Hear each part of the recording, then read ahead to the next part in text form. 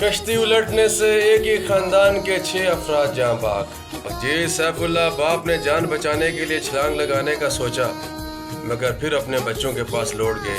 بڑی بیٹی امریکہ سے بچوں کے ساتھ چھٹیاں منانے آئی تھی۔ پانی کا بہاؤ اتنا تیز تھا، بظاہر کشتی میں موجود افراد خوفزدہ تھے اور مدد کے لیے پہنچنے والی لانچ پر چھلانگ نہیں لگا رہے تھے۔ خاندان کے سربراہ نے ایک مرتبہ چھلانگ لگانے کی کوشش کی، مگر پھر واپس مڑ گئے اور اپنے بچوں کو سنبھالنے لگے۔ پانی کا بہاؤ اتنا تیز تھا اور بظاہر کشتی میں موجود افراد خوفزدہ تھے۔ اس کے بعد کا منظر وہاں موجود بہت سے لوگوں نے بھی دیکھا کہ خاندان کے سربراہ نے اپنے تمام بچوں کو ساتھ لگانے کی کوشش کی اور انہیں اپنے بازوں کے احاطے میں لے لیا۔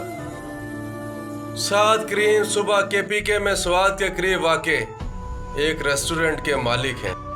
ان کا دعویٰ ہے کہ وہ 2 روز قبل اس جھیل میں کشتی ڈوبنے کے واقعے کے عینی شاہد ہیں، جس میں لاہور سے تعلق رکھنے والے ایک ہی خاندان کے 6 افراد کی ہلاکت ہوئی۔